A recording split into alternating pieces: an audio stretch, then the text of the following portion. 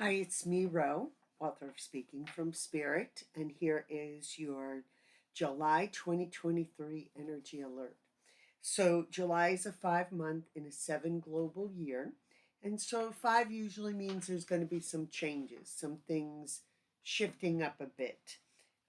Changes that maybe you need to make, changes that you've already made that you're now adjusting to, or maybe even some unexpected changes.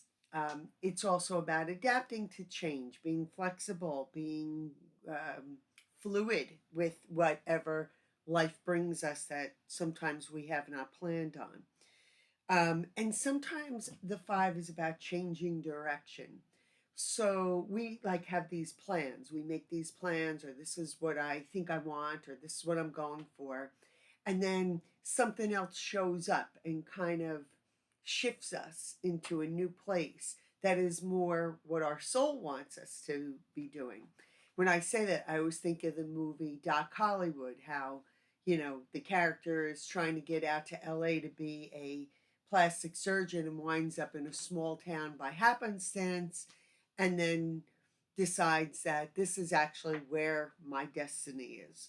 So that could be very much this month, this 5 month in this, or this 5 energy month in this 7 global year. Changes like that kind of just redirect us to places we did not even know we belonged or that we wanted to be in. So just trust that everything is exactly the way it should be, and that nothing is random, and that nothing is without divine orchestration.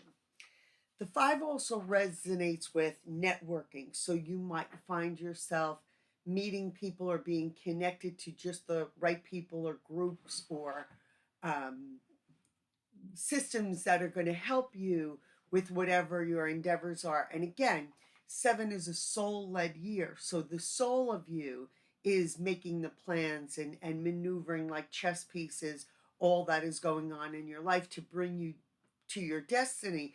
And that includes bringing you the right groups or support systems or networking systems that will be helping that. The magnetism is very high in a 5 month. And we're also going into a Venus in retrograde, which I'm going to talk a little bit about. So your magnetism may be kind of, well, you know, bringing in a lot of attention. So, and, that's always nice and flattering. You don't want to let it go to your head. And you definitely want to take it from where it comes, right? You want to look at what you're attracting and who you're attracting and where that attraction is coming from. Now, so some of us may be adjusting to changes that have taken place in our life. That's fine. This is the month that you would be acclimating to that. Now, I did mention about this Venus going retrograde. So that's going to start on July 22nd and go through September. Now, here's the thing: anytime a planet goes retrograde, we revisit the past and it gives us a chance to review things and maybe reconsider or do things in a different way. Well, this Venus is in retrograde in the sign of Leo, which is very bold. It's a very, very bold sign and can be a little bit impulsive. And it is all about, being seen and acknowledged. Um, but Venus, the planet, is about love and money and values. So, guess what we're going to be revisiting? Our love relationships, our money histories and issues, and we're going to be reevaluating what is of importance to us and also how we are valued by others. So that's going to be, actually, we're in the setup phase now. So give it until like the end of September. We're going to be in this kind of cycle. Now, one thing with retrogrades, again, the past can revisit. So expect to run into some exes or at least have them show up on Facebook, right? Or that you might be reminiscing or thinking about exes. And what I want you to do is examine the relationships like for what they gave you. Were you getting what you needed was it enough? probably not if they're exes, but, at that time, what was I able to receive? And what am I able to receive now in the love that I get? Now, what we allow ourselves to have, whether it's in love or money, is a sign of our self-esteem. Now, this is usually very unconscious, but what we allow ourselves to have or receive is a sign of the level of our personal self-esteem. And so you look at your relationships now, especially your loved ones, your romantic ones. Am I getting what I need? If I'm not, it's not necessarily that person's fault. It's more that I'm only allowing myself to receive this because maybe this is all I think I'm up to or deserve. And if that's the case, maybe I better work on my self-love and my self-esteem, my soul esteem, and my own self-worth. These are the themes that may be coming up.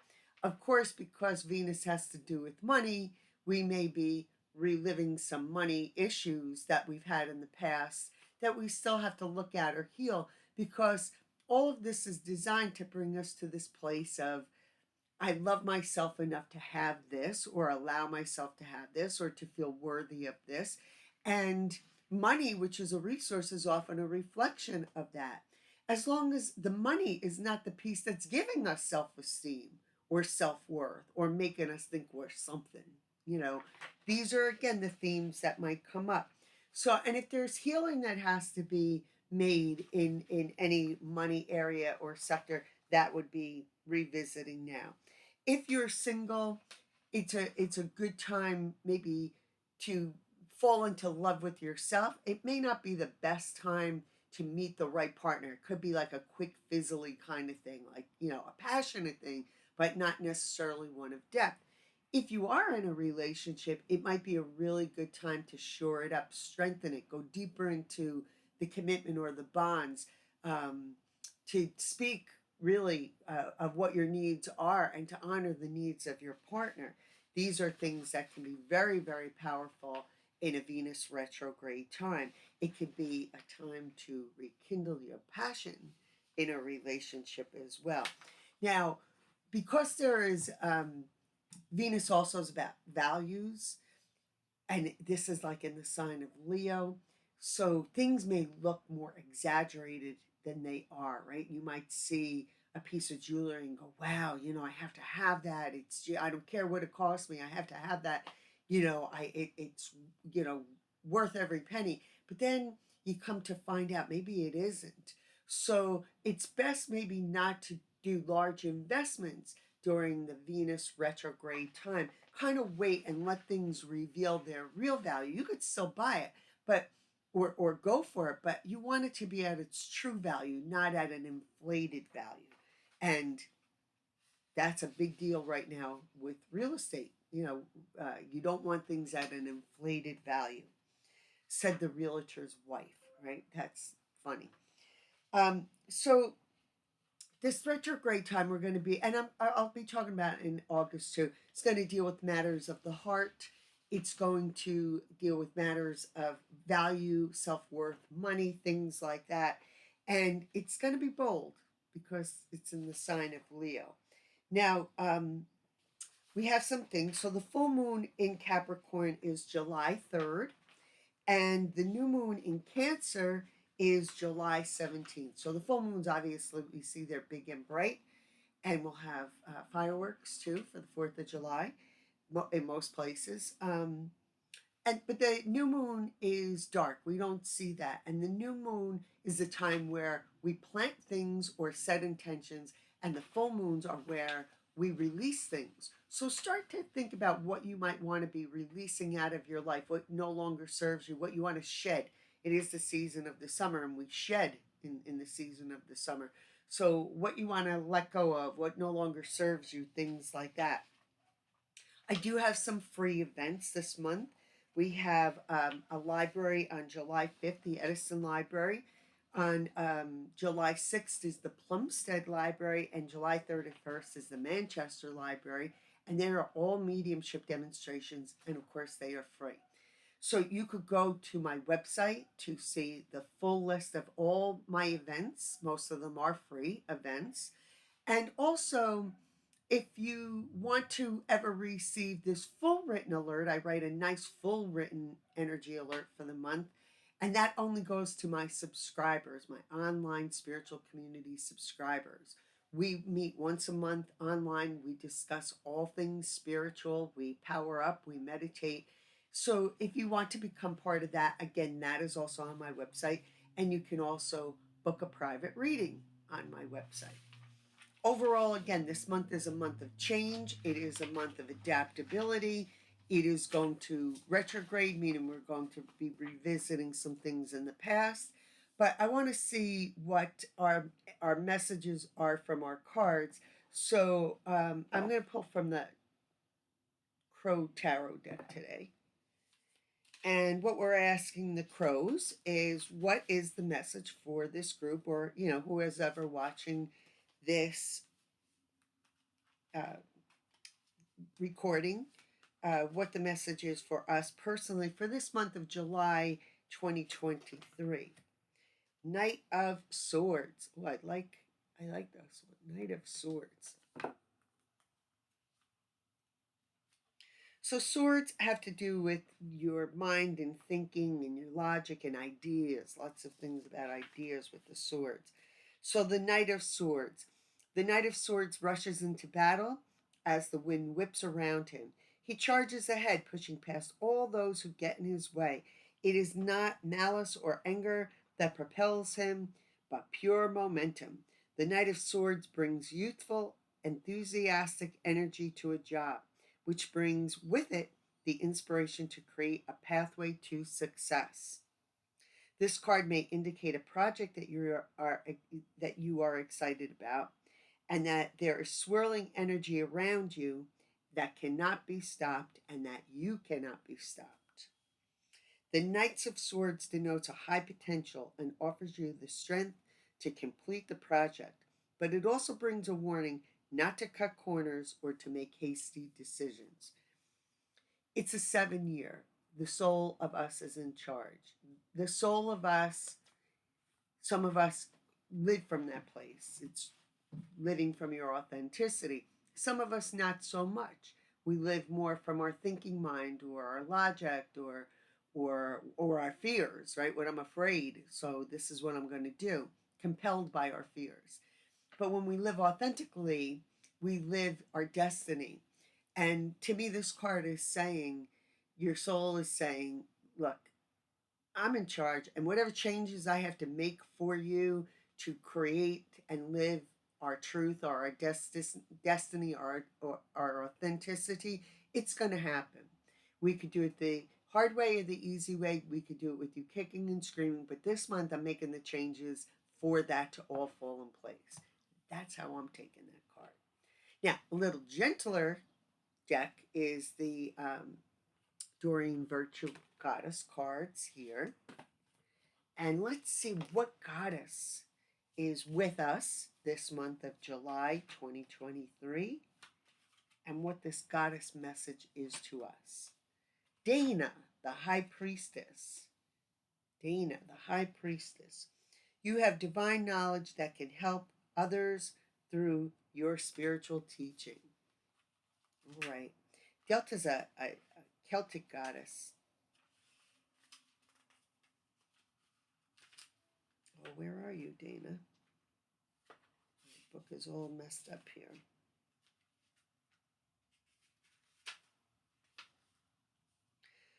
Your wisdom extends back into the far reaches of ancient times. You brought this knowledge forward into your present incarnation to be a way shower so that others may benefit from your expertise and experiences. Don't delay in expressing this wisdom. I will assist you in manifesting platforms for your spiritual teaching, whether it is through teaching by example or through writing or speaking. All forms of teaching are equally valuable, no matter how many lives you touch. So whether it's one or a million, right? The modern day of her is called an influencer. That's the archetype. Isn't that right? So, various meanings of this card: lead workshops, write books or articles, look for opportunities to teach, be a role model of peace. Let me say that one again: be a role model of peace.